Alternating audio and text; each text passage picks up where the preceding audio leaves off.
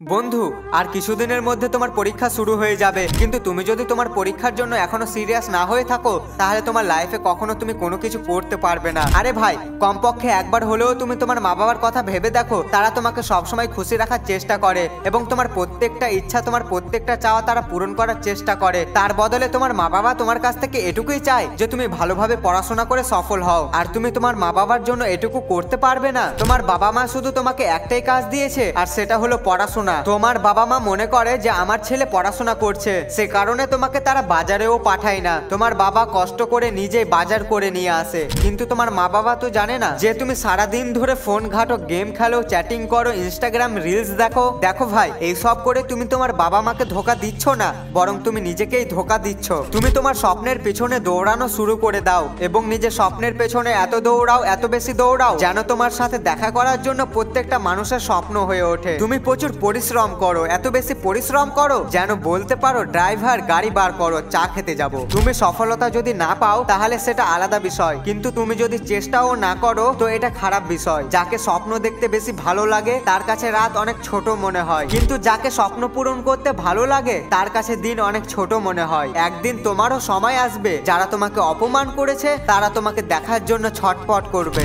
পড়াশোনা এত বেশি অর্জন করে রাখো, কোনো মেয়ে যদি তোমাকে রিজেক্ট করে দেয়, মেয়ের বাবা যেন তোমাকে সিলেক্ট করে নেয়। তুমি সকালে পড়ো কিংবা রাতে, তোমার এই কথাটা যেন সবসময় মনে থাকে যে একদিন সফল করে তুলতেই হবে নিজেকে। যখন আমরা বড় হয়ে যাই তখন আমাদের হাতে পেন্সিলের জায়গায় কলম দেওয়া হয়, যেন আমরা বুঝতে পারি যে এখন আমাদের ভুলগুলো মোছা সহজ নয়। পরিশ্রমের রাস্তা সহজ হয় না, সেই কারণে এই রাস্তায় ভিড় হয় না। এই দুনিয়া যাকে দেখে হেসেছে, দিন শেষে সে একদিন সফল হয়ে দেখিয়েছে। জীবনে যদি সফলতা অর্জন করতে চাও তাহলে নিজের পরিশ্রমের ওপর ভরসা রেখো। হারিয়ে যাওয়া দিনগুলো তোমার মাথার মধ্যে ঘুরপাক খাচ্ছে, কিন্তু সামনের দিনগুলো তোমার হাতের মুঠোয় রয়েছে।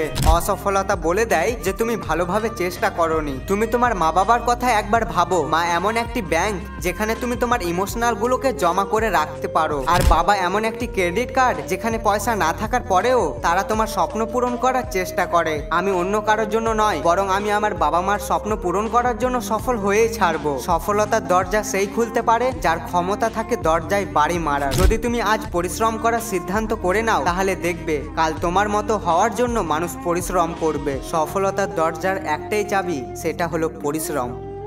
এখনো যদি তুমি তোমার ভাইয়ের চ্যানেলটিকে সাবস্ক্রাইব না করে থাকো তাহলে ভালোবেসে তুমি তোমার ভাইয়ের চ্যানেলটিকে সাবস্ক্রাইব করে নাও। আবার দেখা হচ্ছে সবার সাথে পরবর্তী ভিডিওতে। সবাই ভালো এবং সুস্থ থেকো। খোদা হাফেজ।